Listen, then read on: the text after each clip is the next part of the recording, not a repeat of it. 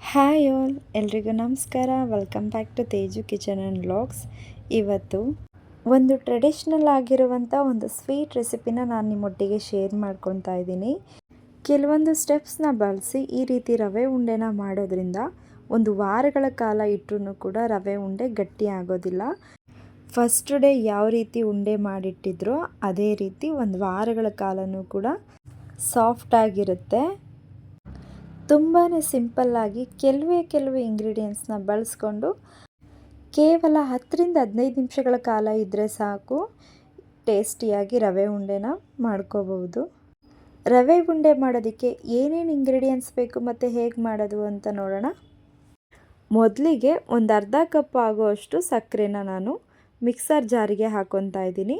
ಸ್ವಲ್ಪ ಪುಡಿ ಮಾಡ್ಕೊಳ್ಳೋದಕ್ಕೋಸ್ಕರ ಸಕ್ಕರೆನ ಅಂತ. ಅದ್ರ ಜೊತೆಗೆ ಒಂದು 4 ಏಲಕ್ಕಿನೂ ಕೂಡ ಹಾಕ್ಕೊಂಡು ಸ್ವಲ್ಪ ಹದವಾಗಿ ಪುಡಿನ ಮಾಡ್ಕೋಬೇಕು. ತುಂಬಾ ನೈಸಾಗಿ ರುಬ್ಬೋ ಅವಶ್ಯಕತೆ ಇಲ್ಲ. 1-2 ರೌಂಡ್ ರುಬ್ಕೊಂಡ್ರೆ ಸಾಕು. ಈ ರೀತಿ ಪೌಡರ್ ಆಗಿದ್ದರೆ ಸಾಕಾಗುತ್ತೆ. ಮೊದಲಿಗೆ ಒಂದು ಕಡಾಯಿನ ಬಿಸಿ ಮಾಡೋದಕ್ಕೆ ಇಟ್ಕೊಂಡಿದ್ದೀನಿ. ಕಡಾಯಿ ಬಿಸಿ ಆಗಿದ ನಂತರ 1-2 ಟೇಬಲ್ ಸ್ಪೂನ್ ಆಗೋಷ್ಟು ತುಪ್ಪ ಮತ್ತು 1-2 ಟೇಬಲ್ ಸ್ಪೂನ್ ಆಗೋಷ್ಟು ಎಣ್ಣೆನ ಹಾಕ್ಕೊಂಡು ಸ್ವಲ್ಪ ಗೋಡಂಬಿ, ಸ್ವಲ್ಪ ದ್ರಾಕ್ಷಿನ ಹಾಕ್ಕೊಂಡು ಕಲರ್ ಚೇಂಜ್ ಆಗೋ ತನಕ ಲೋ ಫ್ಲೇಮಲ್ಲಿ ಇಟ್ಕೊಂಡು ಫ್ರೈ ಮಾಡ್ಕೋಬೇಕು.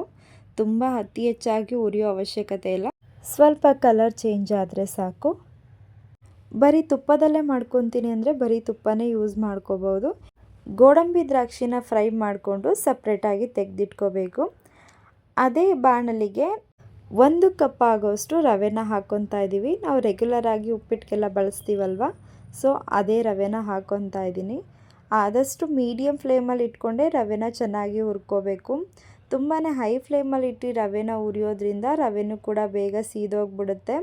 ರವೆ ಉಂಡೆ ಅಷ್ಟು ಟೇಸ್ಟಿಯಾಗಿ ಚೆನ್ನಾಗಿ ಬರೋದಿಲ್ಲ. ಅದಕ್ಕೆ ಲೋ ಫ್ಲೇಮಲ್ಲಿಟ್ಟು ಒಂದು 7-8 ನಿಮಿಷಗಳ ಕಾಲ ಸ್ವಲ್ಪ ಕಲರ್ ಚೇಂಜ್ ಆಗೋ ತನಕ ಹುರ್ಕೊಂಡ್ರೆ ಸಾಕು. ರವೆನ ಸ್ವಲ್ಪ ಚೆನ್ನಾಗಿ ಹುರಿದಿದ ನಂತರ ಒಂದು 3/4 ಕಪ್ ಆಗೋಷ್ಟು ಹಸಿ ತೆಂಗಿನಕಾಯಿ ತುರಿನ ಹಾಕ್ಕೊತಾ ಇದ್ದೀನಿ. ಇನ್ ಕೇಸ್ ತೆಂಗಿನಕಾಯಿ ಇಲ್ಲ ಅಂತ ಅಂದರೆ ಒಣ ಕೊಬ್ಬರಿನೂ ಕೂಡ ಯೂಸ್ ಮಾಡ್ಕೋಬೋದು. ಆದರೆ ಹಸಿ ತೆಂಗಿನಕಾಯಿನ ಬಳಸೋದ್ರಿಂದ ರವೆ ಉಂಡೆ ಟೇಸ್ಟೂ ಕೂಡ ತುಂಬಾ ಚೆನ್ನಾಗಿರುತ್ತೆ. ರವೆನ ಆಲ್ರೆಡಿ ಚೆನ್ನಾಗಿ ಹುರ್ಕೊಂಡಿರೋದ್ರಿಂದ ಒಂದು 2-3 ನಿಮಿಷಗಳ ಕಾಲ ಫ್ರೈ ಮಾಡಿಕೊಂಡ್ರೆ ಸಾಕು. ನಂತರ ಪುಡಿ ಮಾಡ್ಕೊಂಡಿದ್ದಂಥ ಸಕ್ಕರೆನ ನಾನಿಲ್ಲಿ ಆ್ಯಡ್ ಮಾಡ್ಕೊತಾ ಇದ್ದೀನಿ. 1 ಕಪ್ ರವೆಗೆ ಅರ್ಧ ಕಪ್ ಸಕ್ಕರೆ ಆದರೆ ಸಾಕಾಗುತ್ತೆ. ಸ್ವೀಟ್ ಸ್ವಲ್ಪ ಜಾಸ್ತಿ ಬೇಕು ಅಂತ ಅನಿಸಿದ್ರೆ ಒಂದು 3/4 ಕಪ್ ಅಷ್ಟು ಸೇರಿಸ್ಕೋಬೋದು.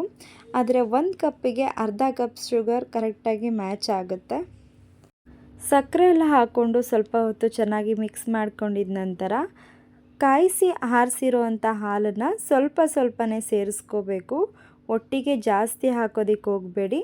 ಹದವಾಗಿ ನೋಡಿಕೊಂಡು ಸ್ವಲ್ಪನೇ ಮಿಕ್ಸ್ ಮಾಡ್ಕೊಬೇಕು. ಆದಷ್ಟು ಲೋ ಫ್ಲೇಮಲ್ಲಿ ಇಟ್ಕೊಂಡೇ ಕುಕ್ ಮಾಡಿ, ಬೆಟರ್ ರಿಸಲ್ಟ್ ಇರುತ್ತೆ. ಹಾಲನ್ನು ಸೇರಿಸ್ಕೊಂಡಿದ ನಂತರ ಸ್ವಲ್ಪ ಹೊತ್ತು ಒಂದು 2-3 ನಿಮಿಷಗಳ ಕಾಲ ಚೆನ್ನಾಗಿ ಮಿಕ್ಸ್ ಮಾಡ್ಕೋಬೇಕು. ಈ ರೀತಿ ಹಾಲು ಹಾಕಿದ ನಂತರ ಸ್ವಲ್ಪ ಹೊತ್ತು ಚೆನ್ನಾಗಿ ಮಿಕ್ಸ್ ಮಾಡೋದ್ರಿಂದ ರವೆ ಉಂಡೆ ಬೇಗ ಗಟ್ಟಿ ಆಗೋದಿಲ್ಲ. ಲಾಸ್ಟಲ್ಲಿ ಹುರಿದಿರುವಂಥ ಗೋಡಂಬಿ ದ್ರಾಕ್ಷಿನ ಹಾಕ್ಕೊಂಡು ಚೆನ್ನಾಗಿ ಮಿಕ್ಸ್ ಮಾಡಿಕೊಂಡ್ರೆ ಈ ರವೆ ಉಂಡೆ ರೆಡಿ ಆಗುತ್ತೆ. ಇದು ಸ್ವಲ್ಪ ಬೆಚ್ಚಗಿರುವಾಗಲೇ ಬೇರೆ ಒಂದು ಪ್ಲೇಟಿಗೆ ಶಿಫ್ಟ್ ಮಾಡಿಕೊಂಡು ಸ್ವಲ್ಪ ತುಪ್ಪನ ಕೈಗೆ ಸವರ್ಕೊಂಡು ನಿಧಾನವಾಗಿ ನಿಮಗೆ ಯಾವ ಗಾತ್ರಕ್ಕೆ ಬೇಕೋ ಆ ಗಾತ್ರಕ್ಕೆ ಉಂಡೆಗಳನ್ನ ಮಾಡ್ಕೋಬೋದು. ನಾನು ನಿಮಗೆ ತೋರಿಸಿರುವಂಥ ಮೆಜರ್ಮೆಂಟಲ್ಲಿ 10-15 ರವೆ ಉಂಡೆಗಳು ರೆಡಿಯಾಗಿತ್ತು. ಸೊ ಇದಾಗಿತ್ತು ಇವತ್ತಿನ ಹೊಸ ರೆಸಿಪಿ. ನಿಮಗೂ ಕೂಡ ಈ ವಿಡಿಯೋ ಇಷ್ಟ ಆಗಿದ್ದರೆ ಪ್ಲೀಸ್ ಒಂದು ಲೈಕ್ ಮಾಡಿ. ಮತ್ತು ಯಾರೆಲ್ಲ ಹೊಸದಾಗಿ ನನ್ನ ಚಾನಲ್ನ ನೋಡ್ತಾ ಇದ್ದೀರಾ ಸಬ್ಸ್ಕ್ರೈಬ್ ಆಗೋದನ್ನ ಮರಿಬೇಡಿ. ನಿಮ್ಮ ಅನಿಸಿಕೆಗಳು ಏನೇ ಇದ್ದರೂ ಕೂಡ ಕಮೆಂಟ್ ಸೆಕ್ಷನಲ್ಲಿ ತಿಳಿಸಿ. Thank you for watching.